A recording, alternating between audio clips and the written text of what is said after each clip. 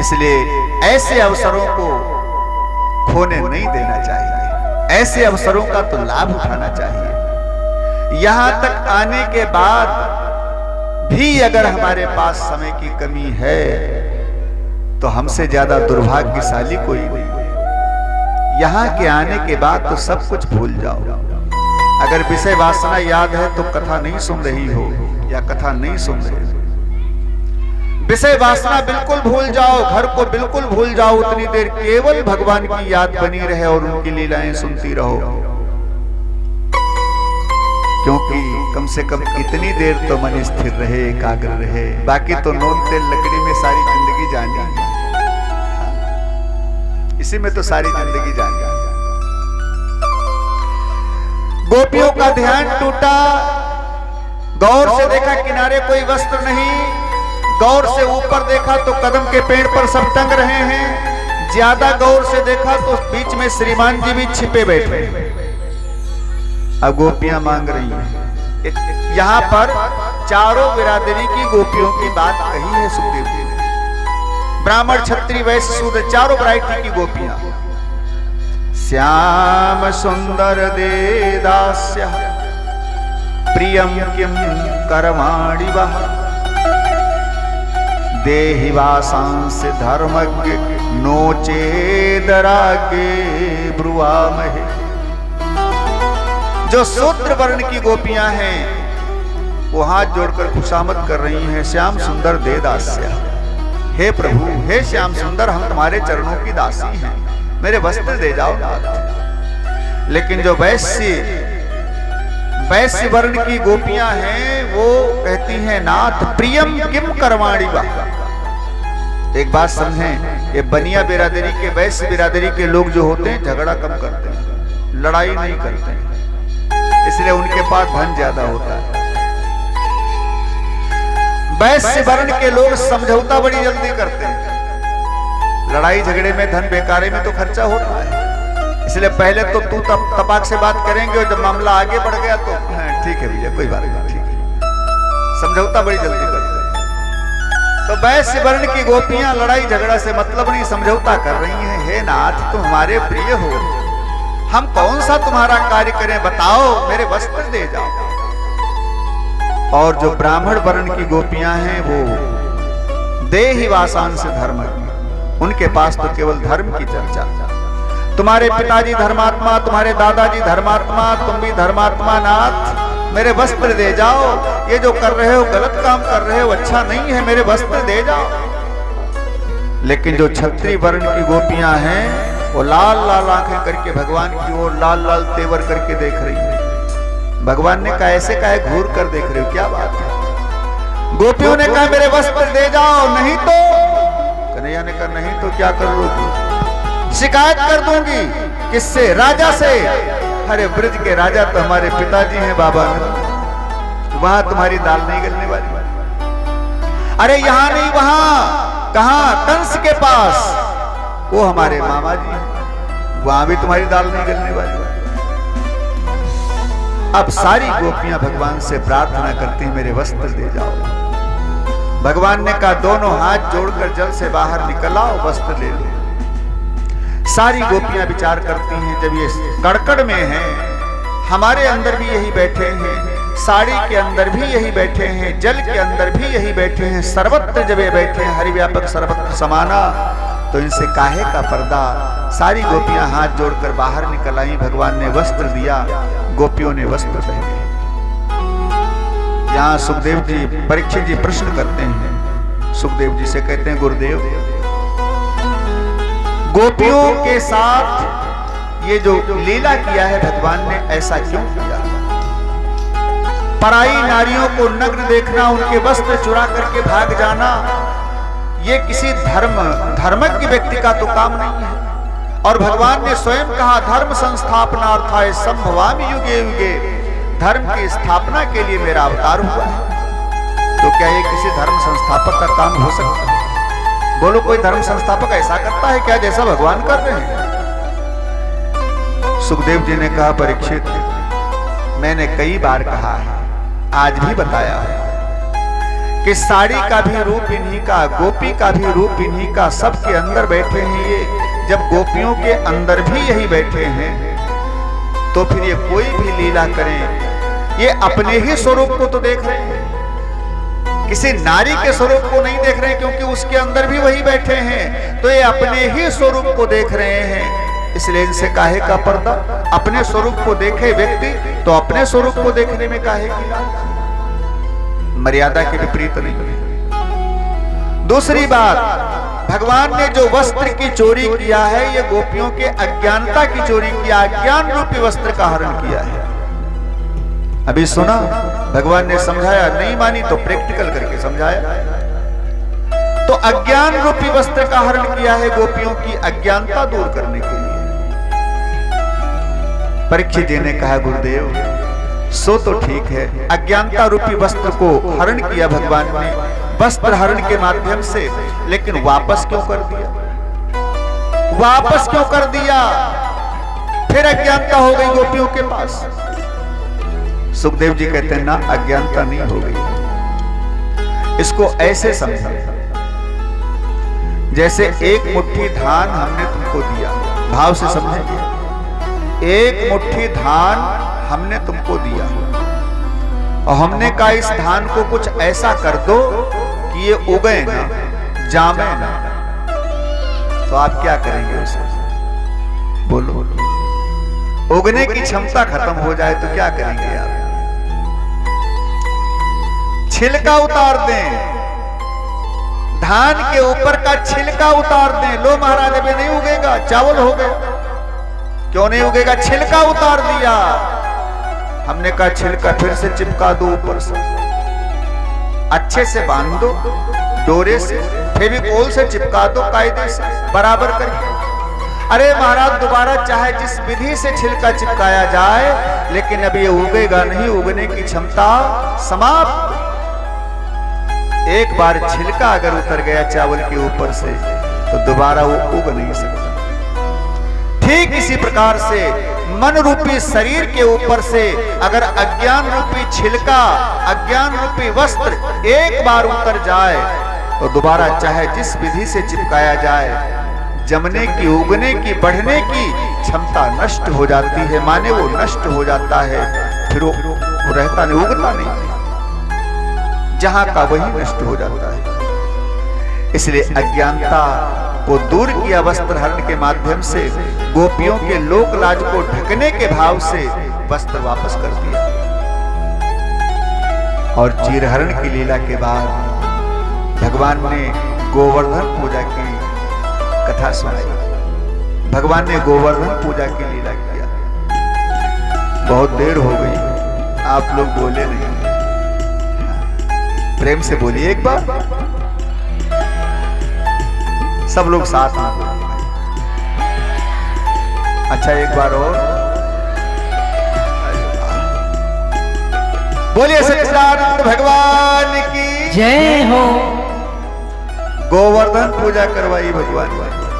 गोवर्धन का अर्थ होता है, गो माने इंद्रिय, वर्धन संवर्धन शब्द से लिया, संवर्धन माने मारना, इंद्रियों को मारना ही गोवर्धन की पूजा है। इसमें इंद्र के मान का मर्दन है। समझें, भगवान ने केवल दैत्यों को ही नहीं मारा है, केवल राक्षसों को ही अंकुशित नहीं किया है, भगवान ने देवताओं को भी अंकुशित किया है, उनके भी मोह को दूर किया है। जैसे ब्रह्मा जी के मोह को दूर किया, पीछे कथा सुनिए भी आप।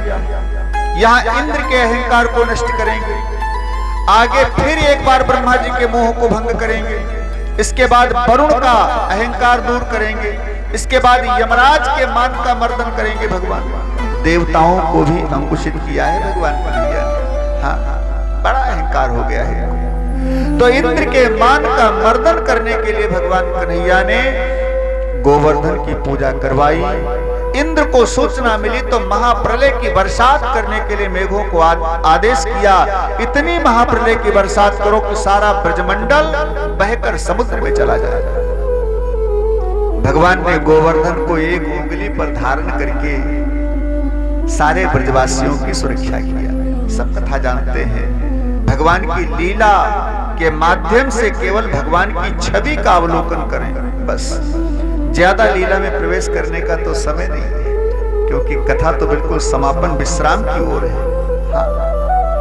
इसलिए जल्दी जल्दी में समय सीमा के अंदर ही सब हो जाए, ऐसा मैं प्रयास करता हूं।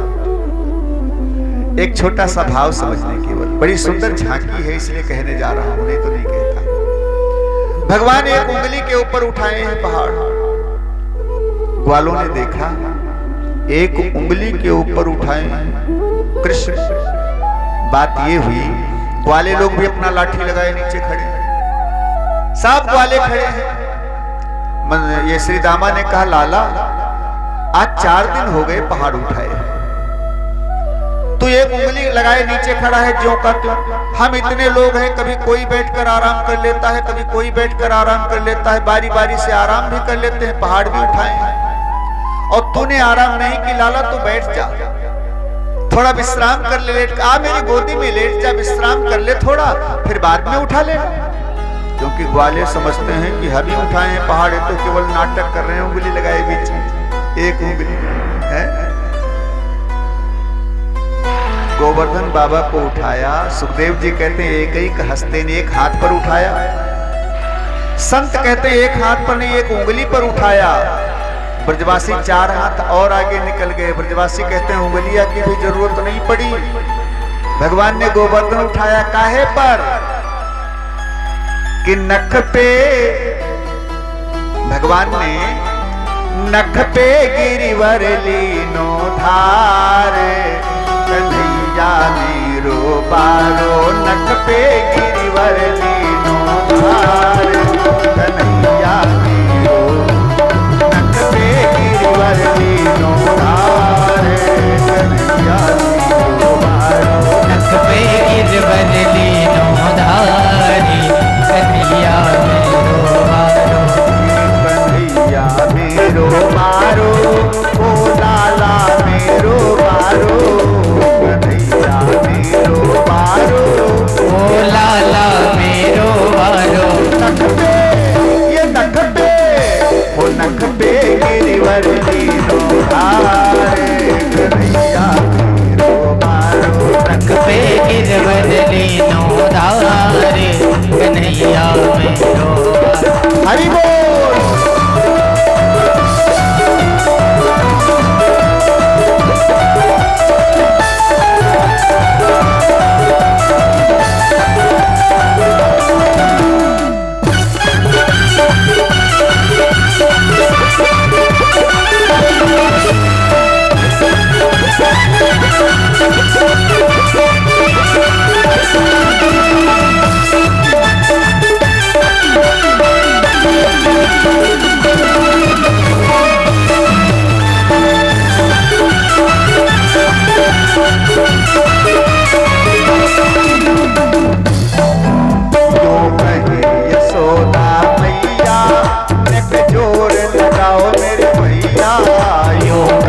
यशोदा मैया नक जोर लगाओ मेरे भैया, यशोदा मैया नक जोर लगाओ मेरे भैया, यूं कहे यशोदा मैया नक जोर लगाओ मेरे भैया।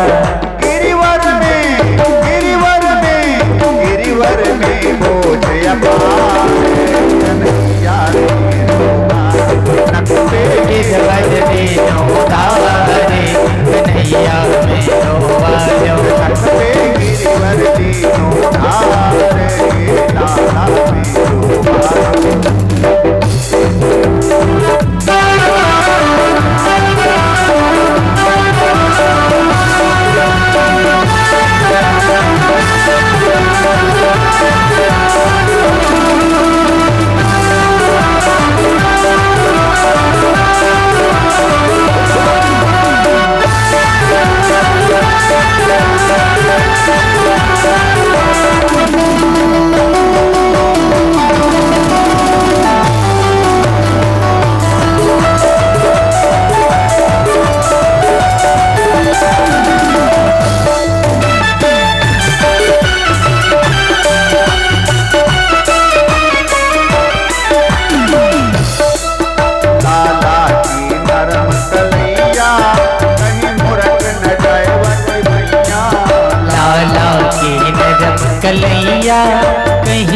मुर्ख न जाए बाकी भैया।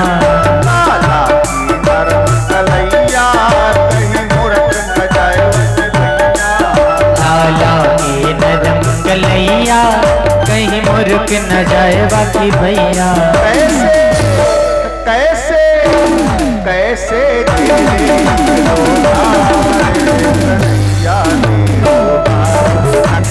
गिरवर लीनो धारे कन्हैया में डोबारो।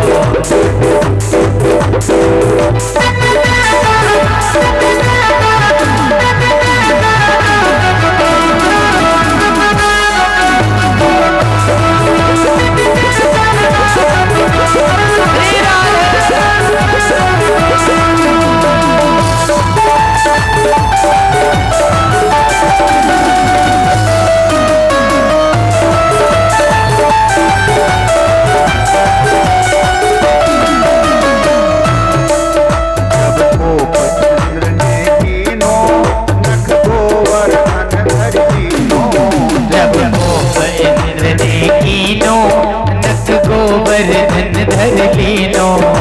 गोप इंद्र ने कीनो नख गोवर्धन धर लीनो। जब इंद्र ने कीनो नख गोवर्धन धरी लीनो। जब गोप इंद्र ने कीनो नख गोवर्धन धर लीनो।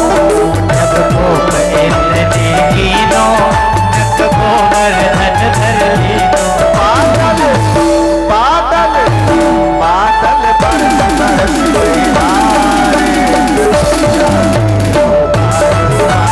बरस गरज के आए कन्हैया मेरो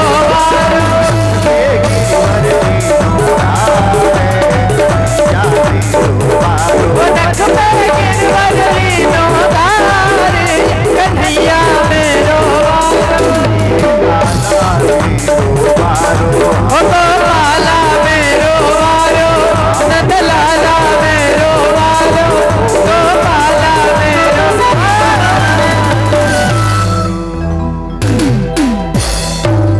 नख पे गिरिवर लीनो धार। गोपाला मेरो वारो। सभी लोग बोले नख पे गिरिवर नो धारे। अरे जोर से बोले नख पे गिरिवर लीनो कन्हैया मेरो वारो। नाखून पर धारण किया भगवान ने, सुंदर छवि देखें। ग्वालों ने कहा लाला बैठकर विश्राम कर ले थोड़ा। कन्हैया ने सोचा अगर इनसे कहता हूं कि मैं ही उठाए हूं पहाड़ के तो कहेंगे कि बड़े आए बलवान, अकेले यही पहाड़ उठाए। अब सजा करके तैयार करो, अभी 5 मिनट 6 मिनट के बाद जरूर पड़ेगी। अभी 5-6 मिनट के बाद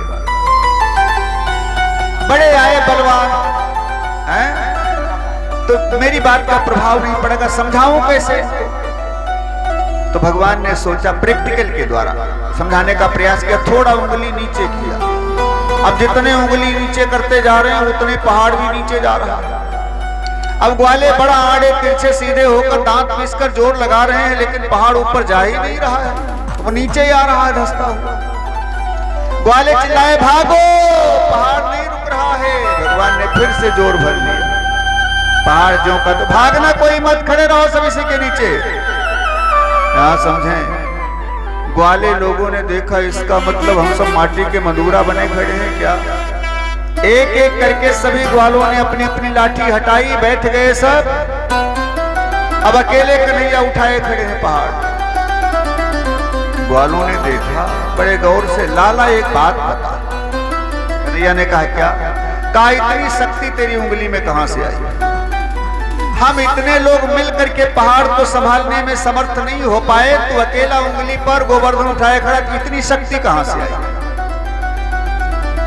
अब कन्हैया ने सोचा अगर कहते कि हम भगवान हैं तो ये लोग मानेंगे नहीं। बड़े आए भगवान बनकर, कल घोड़ा बना करके हम सवारी कर रहे थे इनके ऊपर, आज भगवान बनकर आ गए हैं, कोई बात नहीं मानेंगे। तो समझाऊं कैसे? भगवान ने कहा बताऊं, जब हम छोटे थे तो एक बाबा जी हमको मिले, संत जी ने मेरे को एक मंत्र बताया और कहा था, कन्हैया जब तू किसी की ओर घूर कर देख रहा हो और इस मंत्र को पढ़ देगा तो सारी शक्ति तेरी इस वाली उंगली में आ जाएगी।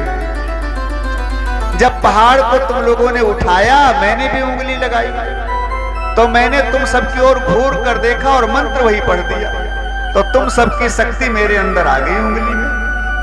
सबकी शक्ति उंगली में आ गई, इसलिए इतनी शक्ति आ गई। ग्वालों ने कहा, अच्छा अभी तक तो माखन चुराया, अब शक्ति भी चुराने लग गए, चोर कहीं गई। संत कहते हैं, कछु माखन को बल बढ़ो, अकछ गोपन करी सहाय, श्री राधे जू की कृपा सो मैंने गिरिवर लियो उठाए। किसकी कृपा से?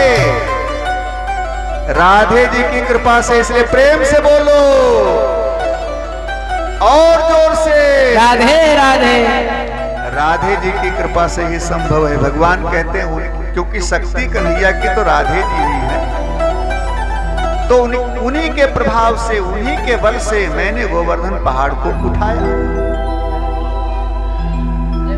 7 दिन 7 रात लगातार एक उंगली पर गोवर्धन धारण करके रखा, क्योंकि 7 दिन 7 रात लगातार बरसात किया इंद्र ने। 7 वर्ष के कन्हैया और 7 कोस के गोवर्धन बाबा। भागवत को पूरे 7 की गिनती में बांध दिया है व्यास जी, श्री सुखदेव जी ने। जिंदगी भी 7 दिन की है हमारी, आपकी, सबकी, इसलिए 7 दिन की भागवत की कथा से अवश्य जुड़ना चाहिए मानव जीवन पाने के बाद। ये हमारा लक्ष्य बनता है। सबको अवश्य 7 दिन की कथा सुन करके भागवत जी की मानव जीवन को धन्य करने का प्रयास करना चाहिए। ना अपना आयोजन करवा पाओ तो कहीं हो रहा हो आयोजन, तो वहीं पर हम 7 दिन सुने प्रेम से, भाव से। आज 7वें दिन इंद्र को ज्ञान हुआ, बरसात बंद करवा दिया। भगवान ने पहाड़ जहां का वहीं रखा, सबको लेकर वृंदावन आ गए। एक बार जोर से जयकारा लगाएं, बोले गोवर्धनधारी भगवान की जय हो। बोलो भैया। ये मेज उठाकर सामने डाल दीजिए, इसी के ऊपर ठाकुर जी को विराजित कीजिए। हाँ, लड्डू गोपाल को वहीं पर, अच्छा तो वहीं पर लड्डू गोपाल को विराजित कीजिए। और समझे नियम, सभी लोग एक एक करके आएंगे। ज्यादा भीड़ होगी तो मेजें चली जाएगी पंडाल के पीछे और ठाकुर जी न जाने कहां जाएंगे, है? इसलिए एक एक करके सब लोग आइए। और ये भोग रखा है सामने, इसमें से प्लेट उठा करके भगवान के मुंह के सामने लेकर जाइए। भाव कीजिए, पाएं प्रसाद, लेकिन ज्यादा देर नहीं, 1-2 सेकंड में ही काम कीजिए, क्योंकि ज्यादा संख्या है, सबको लगाना है। ज्यादा समय लगाओगे तो एक ही आदमी में चला जाएगा, सबको लाभ कहाँ मिलेगा। इसलिए ज्यादा समय नहीं लगना चाहिए, थोड़ा, बस 1-2 सेकंड में एक आदमी का काम हो जाएगा। आओ, दोना उठाओ, भगवान के मुंह के सामने लगाओ, खिलाओ, दक्षिणा समर्पित करो। एक टोकरी रख दीजिए वहां, दक्षिणा के लिए एक टोकरी रख दीजिए, उसी में दक्षिणा समर्पित हो। भगवान के आगे रखिए, पीछे पीछे और बढ़ाकर दक्षिणा भगवान के सामने। हाँ, टोकरी सामने रखिए, पीछे और बढ़ाइए। ये उठा लीजिए, पात्र वगैरह से उठा लीजिए। ये पात्र वगैरह साइड में रख लीजिए, साइड में रख दीजिए, भगवान को पीछे और बढ़ाइए। भगवान को पीछे और बढ़ा के बैठा लीजिए, चम्मच उठाइए। तो सभी लोग नियम सुन लें, आकर के केवल भोग लगाएंगे भगवान का। एक सेकंड 2 सेकंड भगवान को दिखा करके भोग प्रसाद फिर जहां का वहीं रख देंगे। और फिर दक्षिणा अपना जो देना हो भगवान के सामने समर्पित करके फिर आकर के अपने स्थान पर बैठेंगे। फूल भी रख दीजिए थोड़े वहां पर, हाँ, जिनकी इच्छा हो फूल भी चढ़ा सकता है, लेकिन 1-2 सेकंड में ही अपना काम निपटाइएगा, ज्यादा देर तक नहीं। 1-2 सेकंड में काम निपटा करके एक एक करके आइएगा, ज्यादा भीड़ नहीं। हाँ।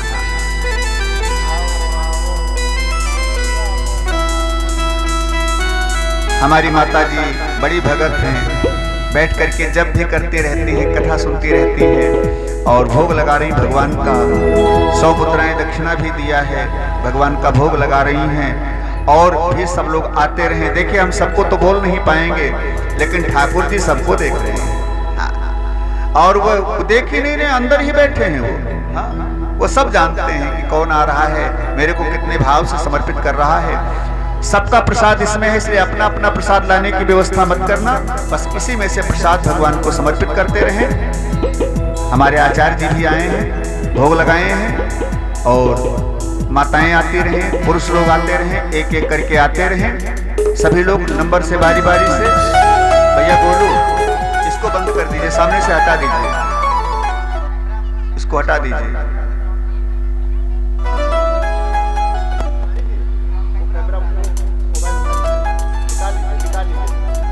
बोले गोवर्धन नाथ की जय हो। अरे मीठो है नमकीन है बाबा, चर पड़ो थोड़ो खाटो, सोने की थाली में परोसो, ढाल चांदी को घाटो।